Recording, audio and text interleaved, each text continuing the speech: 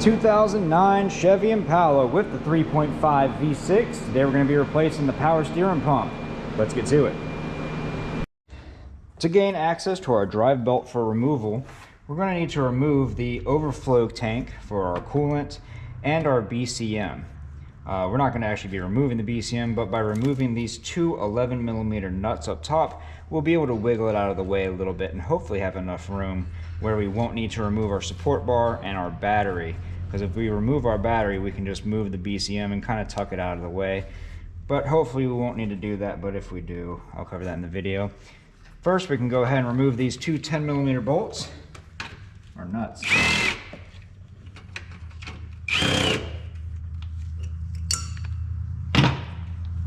And then our overflow tank will be removed like so. That is empty, so I'll let the customer know about that.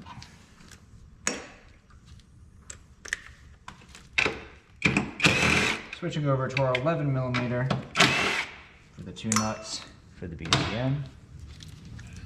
And this we can just lift up out of the way and hopefully give us enough room.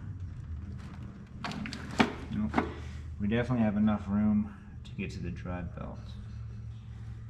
And for the drive belt tensioner, you can see the tensioner located right down here underneath of where the overflow tank was. I believe it's a 3/8 ratchet you can put in there to relieve the tension. I'm going to go ahead and try a drive belt removal tool with a 3/8 head on it. And we've got it. Put that tension on and we can remove the drive belt.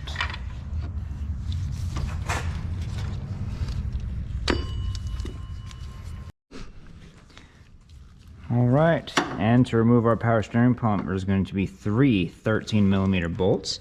You just need to rotate the pulley around until you have eyes on the bolts and can line them up. I'm using a deep 13mm on a 3/8 ratchet. I'm just going to go around here and break all these loose. And I'm going to come back in here with my electric ratchet. It's just easier to do it that way. And the last one is down here in the bottom rear corner.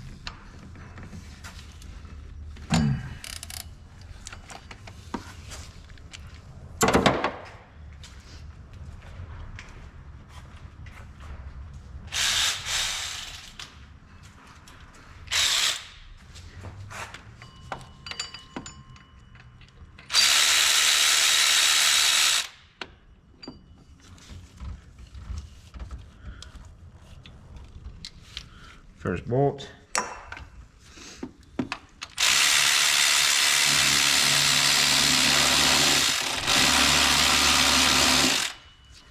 The lower front facing bolt. And these are different sizes. The lower bolt is longer than the top bolt.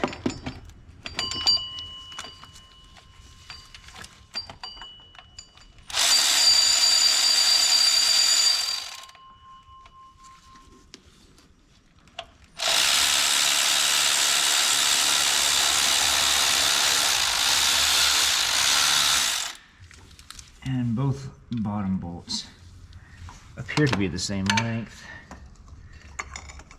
Here are three bolts. And yeah, the two bottom bolts are the same length, and the shorter one is the one that goes on the top front right here. And with that, you can either remove your pulley to make it a little bit easier, but most of the time I just fight and struggle and get myself a pry bar to pull these out of here. There you go. You just gotta kind of wiggle it the right way. And if you do have your power steering pump already, hopefully you purchased one with a pulley already attached to it like I did, because I hate removing these pulleys. If you do need to remove this pulley, you will need to use a pulley removal tool. Next, we can go ahead and remove This is our return line up top, this little hose that just has the little clamp on it. And down here at the bottom is our high pressure line, which we'll need to put a wrench on that to break it loose. Alright, let's go ahead and remove these hoses, starting with the return line. So all you need to do is undo your little hose clamp. And that's going to pull this thing right out. And if you didn't drain yours, watch out for the power steering fluid. And try to put this hose upwards so that it doesn't spill out all over the place. Now that we got a little bit more room, grab ourselves a 16 millimeter, I believe. Yep, 16 millimeter. Break that nut loose. Oh, come on.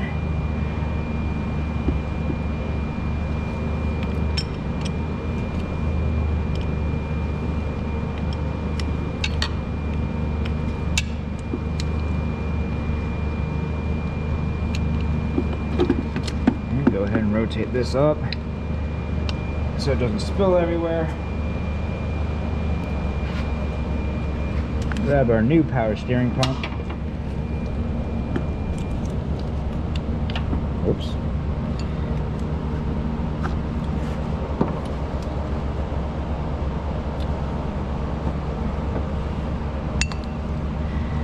And install everything back in reverse order. Make sure you get power steering fluid everywhere. That's how you know you did a real good job.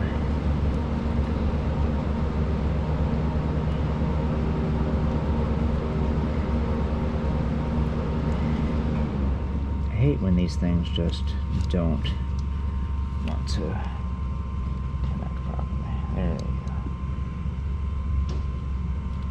Just gotta fight it a little bit.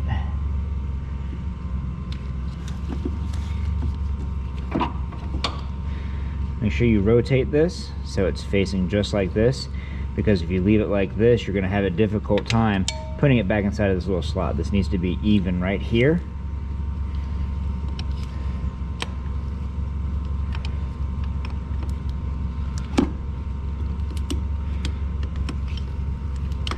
This wasn't down as tight as I thought it was.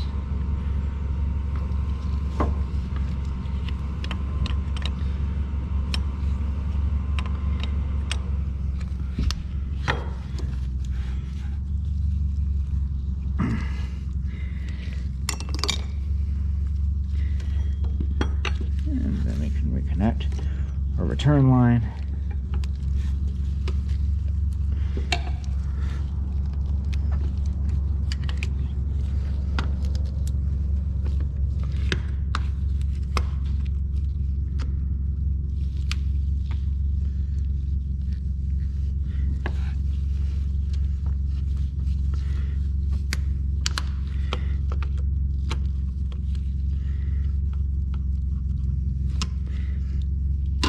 And then slide this back down into place.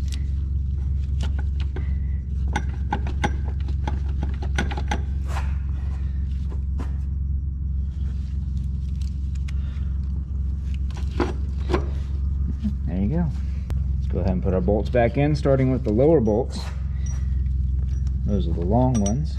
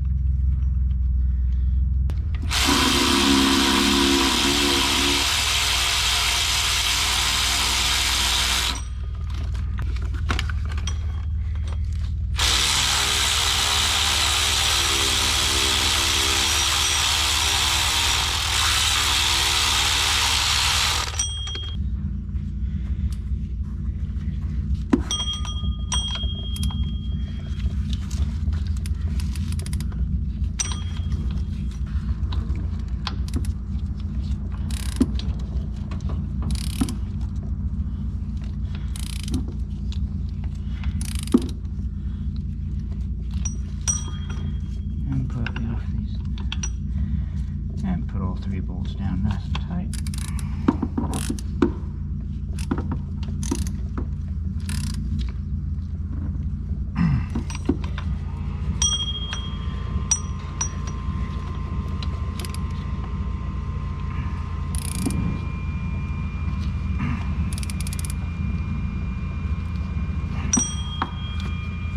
And there you go. Next step, I'm going to go ahead and fill up our power steering fluid, and then we're going to spin our pulley by hand to prime this pump.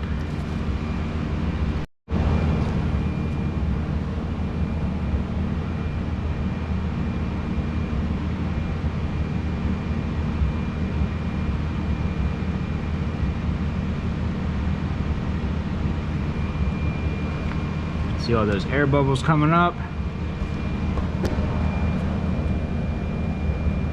That's exactly what we need to get out of there. So we're gonna go ahead and spin our pulley.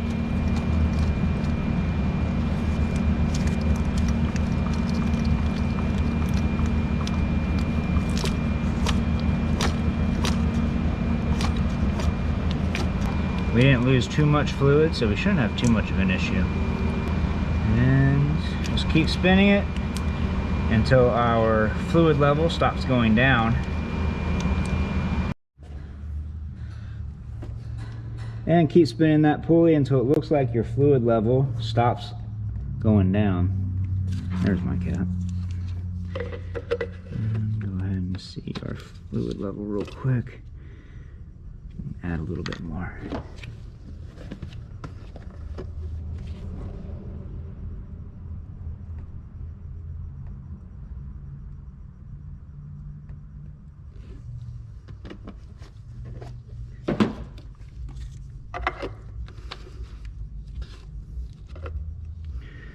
And there you go. You want to be right in that crosshatch area right here. So you can see we're about perfectly right in the middle of it. And go ahead and put that drive belt back on. For anybody, this is a pretty complicated serpentine belt setup. So here is the diagram for you. So if you need to use this, just go ahead and pause the video. See our fluid level real quick. Add a little bit more.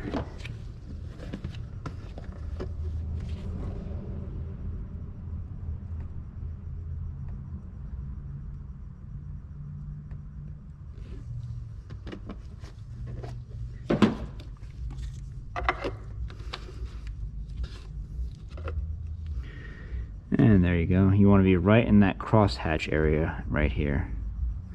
So you can see we're about perfectly right in the middle of it. And for anybody who needs it, here is our serpentine belt diagram, or drive belt diagram, whatever you want to call it. It's a bit of a complicated one, honestly, so definitely want to put the diagram in this video because it's definitely up there. And if you need to use this diagram for reference, go ahead and just pause the video and, you know, do what you got to do. What I do recommend is that you leave the belt off of this upper pulley right here, put the tensioner on, and that way you can pull all the slack up and over that, because when you pull the tensioner, your tool is going to be going this direction, so anything over here you're going to have to fight your own hand. So I'd recommend making this your last pulley, or possibly this tensioner pulley right here. Alright, and as I was talking about, looking at the diagram, go ahead and install our tool into the tensioner. Apply our tension and put our drive belt over this idler pulley because it's a smooth face. So go on there nice and easy. Before you release your tensioner, go ahead and look around. Make sure that it is lined up on everything else. And the main crank is difficult to see, but you can get a good eye at it right there. And everything looks good. There you have it. And that's all the difficult parts. Go ahead and put everything back together in reverse order. And you did it.